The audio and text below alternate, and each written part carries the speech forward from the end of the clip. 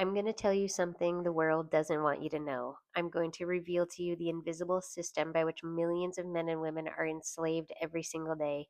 And I am not speaking metaphorically, I'm speaking precisely, scientifically, spiritually, and most of all, truthfully.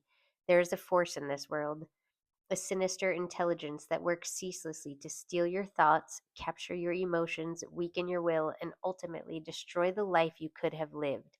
I call this force the devil. Not the creature of fire and horns from folklore, but a real psychological and spiritual phenomenon, a consciousness of fear, confusion, addiction, and passivity that manipulates and governs the masses under the disguise of culture, comfort, and conformity. This devil has one supreme method of domination, and that is drift. Now, listen carefully, because if you understand drift, you will begin to understand why so many people, even those with talent, intelligence, and good intentions, end up failures. Drift is the devil's method of mental control. Drift is what happens when a man does not take possession of his own mind. Drift is when he allows his thoughts to be shaped by outside influences. Drift is when he moves through life by habit, by impulse, by fear, without purpose, without plan, without intention. Drifting is not laziness, it is far more dangerous than that. Laziness is obvious, but drifting wears the mask of normal life. You wake up, you go to work, you come home, you scroll through noise, you repeat. And in all that motion, you are not moving towards anything. You are merely existing, operating under the devil's silent guidance. This is how the devil wins. He doesn't need to shout, he only needs you to stop thinking. He doesn't need to frighten you, he only needs you to live without vision. He doesn't need to trap you. He only needs you to become addicted to comfort and indifferent to growth. The devil controls people by teaching them to fear failure, to fear criticism, to fear poverty, to fear what others will think. Once fear takes root in a mind, it begins to self regulate. The devil no longer has to speak directly. The man will sabotage himself. He will stop before he begins. He will shrink before he grows. He will hesitate instead of decide. Fear is the devil's atmosphere. Drift is his method, but he has many tools. He uses habit. If a man wakes up and immediately surrenders his attention to distraction, if he eats without thought, speaks without aim, listens without discernment, then the devil smiles, because that man is shaping his own prison cell. He uses schooling. You may find this offensive, but truth cares little for comfort. Most schools are designed to condition obedience, not thought, to reward compliance, not creativity, to standardize the mind, not to liberate it.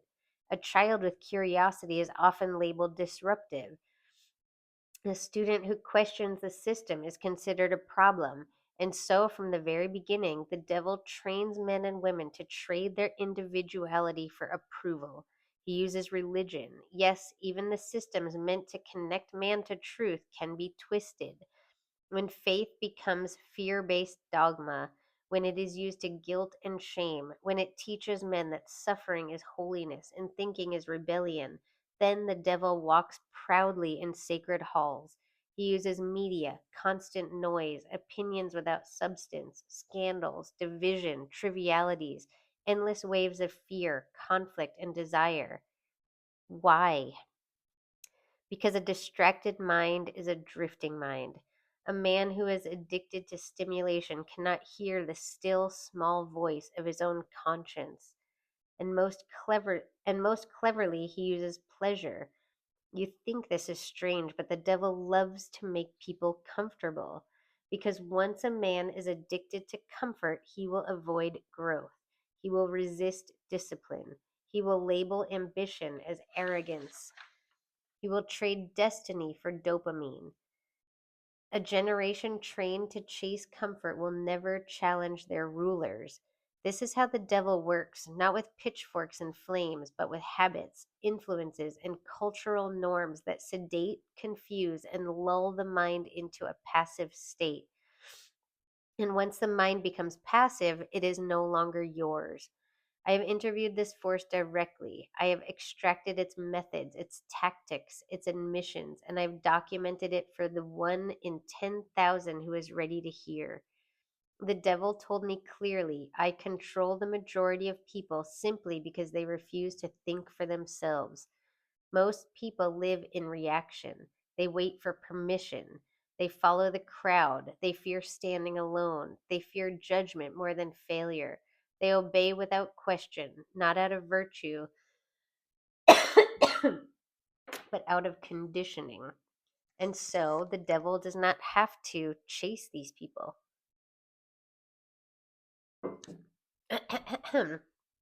They offer themselves freely. Now I will speak plainly. If you are not actively taking possession of your own mind, then someone or something already has it. You do not escape the devil by accident. You do not break free from drift without effort. You must seize your mind with intensity. You must claim your thoughts like a king claims his land.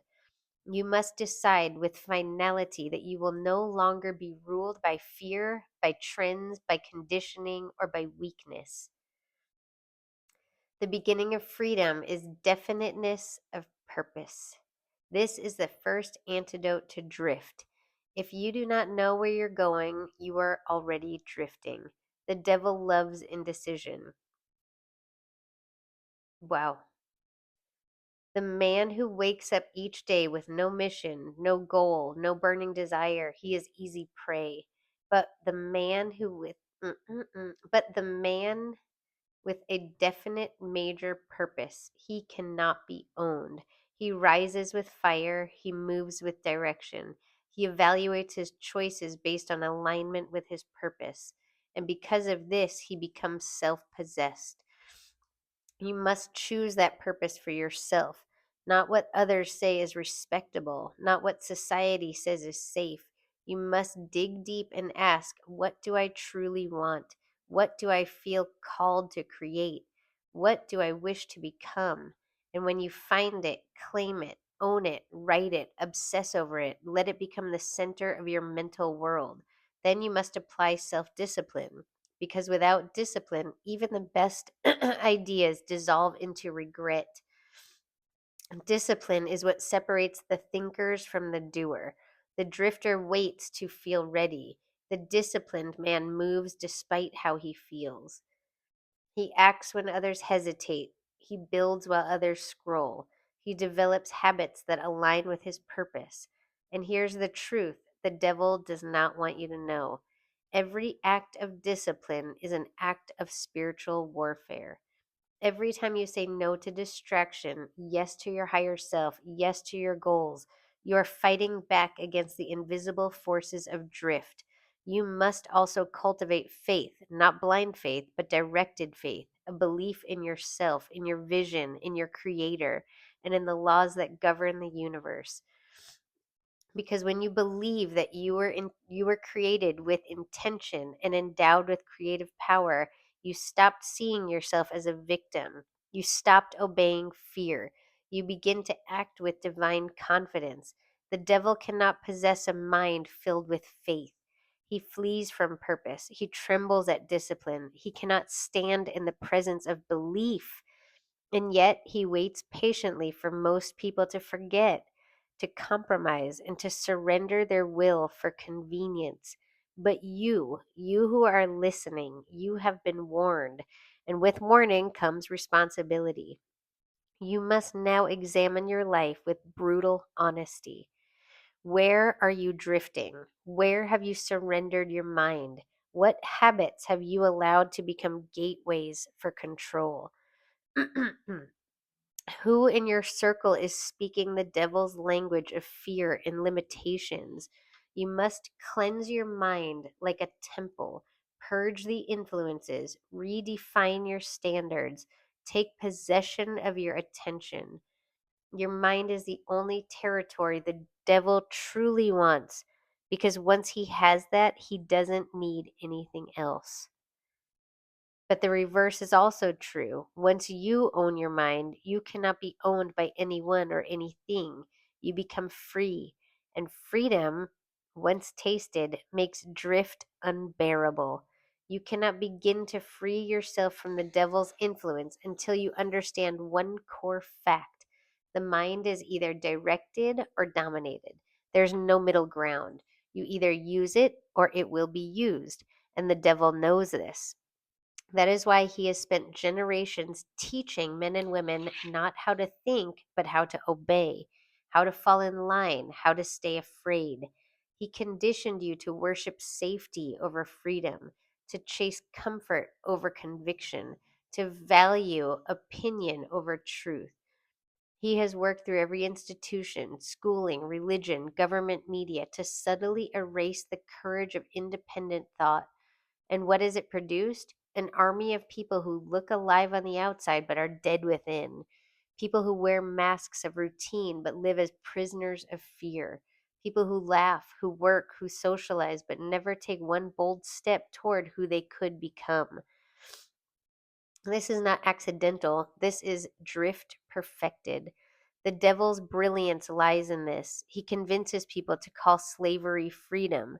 He convinces you that your conditioned habits are your personality, that your insecurities are humility, that your fear of success is wisdom, that your craving for approval is kindness. And if you do not investigate your beliefs, you will live your entire life protecting the very prison that holds you. The moment you accept the idea that you were born to obey rather than born to create, the devil wins. But let us not dwell on the mechanisms of your captivity any longer. Let us now examine the path to liberation. The first and most urgent step you must take is to re-establish authority over your mind, not temporarily, not casually, not as a weekend exercise, but as a daily, deliberate act of sovereignty. You must watch your thoughts like a hawk. The average man allows anything to enter his mind: complaints, criticism, distractions, lies, and never questions their origin or their consequence. Would you let a thief enter your home, sit on your couch, and drink from your cup without resistance? Then why do you allow fear to settle in your thinking? Why do you allow mediocrity to become your inner dialogue? The devil enters through the doorway of passivity. You must close that door permanently. One of the greatest tools at your disposal is autosuggestion, the deliberate repetition of empowering, self affirming statements until they imprint upon your subconscious mind. The devil does not fear your willpower in a moment. He fears your conditioning over time, because what you repeat becomes what you believe, and what you believe becomes your reality. You must therefore affirm daily and deliberately: I am the master of my mind. I am the architect of my destiny. I do not drift. I decide. I do not fear. I focus. I do not follow. I lead. These are not empty words, these are weapons. When spoken with belief, they begin to rebuild the mental architecture the devil once owned. They begin to overwrite the programming of drift with the code of purpose. And now let us speak of environment, for no man is immune to his surroundings. The devil uses your environment as a constant source of influence. He surrounds you with people who speak his language, people who gossip, who complain, who justify their inaction with spiritual sounding nonsense. Like everything happens for a reason, while refusing to take a single step of responsibility. You must be ruthless with your environment. Anything that dulls your purpose is an agent of the devil, whether it knows it or not. Eliminate, replace it, upgrade it. Fill your space with reminders of your mission. Place your written purpose on your wall, on your desk, on your bathroom mirror. Read books that challenge your thinking, that confront your habits, that fuel your spirit. Surround yourself with people who think upward, people who refuse to drift, people people who call you higher, not people who drag you down. And let us not forget the battlefield of time. The devil's second favorite to Mm. That part, I don't know what it's supposed to say. It typed it out wrong. Drift is delay. He whispers, "There's no rush. You have time.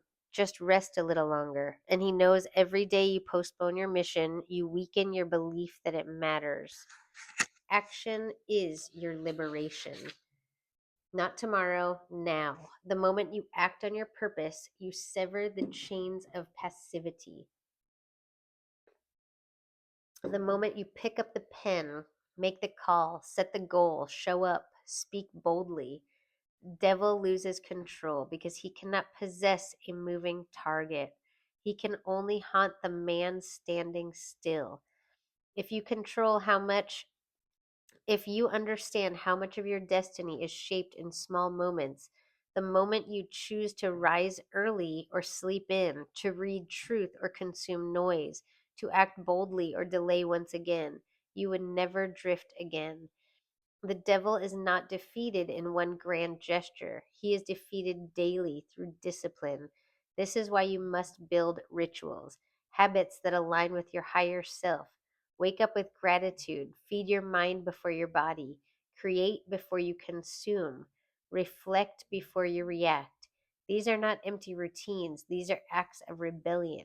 Each one a blow against the hypnotic rhythm the devil uses to lull men into mediocrity. And let me now speak to your fear, for fear is the devil's oxygen. He will use every possible fear to make you shrink. Fear of what others think, fear of failure, fear of loss, fear of success, fear of embarrassment.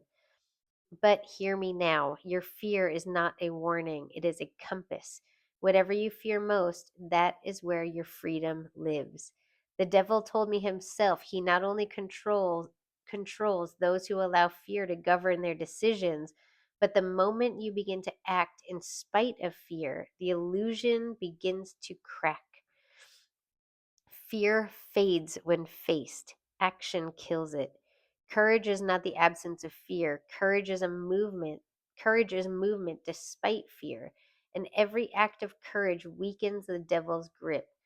You must train yourself to lean into fear. Public speaking, starting a business, saying no, telling the truth, pursuing your vision.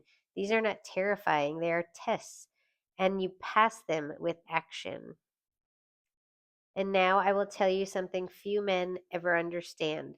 The devil cannot stop a man who is driven by service.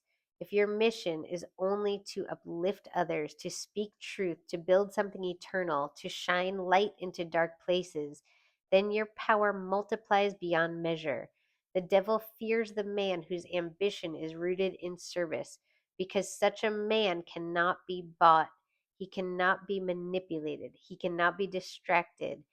His mission is too important. His life is too meaningful. And now, if you are listening, you must be wondering, can a man ever be fully free of the devil? I will answer with this. Freedom is not an event, it is a practice. Each day you live in alignment with your purpose. Each time you choose discipline over drift, belief over fear, clarity over confusion, you are winning. You are free. You are awake. You may still be tempted, you may still stumble, but the difference is now you know and acknowledge when applied is the devil's. But the difference is now you know and uh, but the difference is now you know and knowledge when applied is the devil's death sentence. You are not like the others. You are no longer asleep. You are not drifting. You are deciding. And the more you decide, the more you build and the more you think with purpose and act with faith, the devil no longer owns your mind. He may speak, but you will not hear. He may whisper, but you will not obey, because now you are in control. Once a man understands how the devil works, the burden of responsibility becomes absolute. You cannot unsee what has been revealed. You cannot return to comfort and passive passive living without knowing deep in your bones that you are choosing your own destruction. For the greatest trick the devil has played is convincing people that they are free. while they live as slaves to their environment, their emotions, their fears, and their unconscious habits. But once you wake up, once you seize your mind, once you break from the hypnotic rhythm that has ruled your thinking, you no longer get to pretend. You are now responsible for everything: your time, your attention, your growth, your influence, and most of all, your choices. Because now you know that every single day you are either aligning with your creator or submitting to the control of the adversary. There is no neutrality in life. You are always moving in one direction or the other: growth or decay, strength or surrender, purpose or passivity, vision or drift. Now let us look deeper into this final truth. The devil can only rule where your will is weak. His power is not absolute, it is borrowed. Whew. Forgive me. Oh, the devil can only rule where your will is weak. His power is not absolute, it is borrowed. He gains access through your lack of decision, your lack of faith, your failure to discipline your own impulses.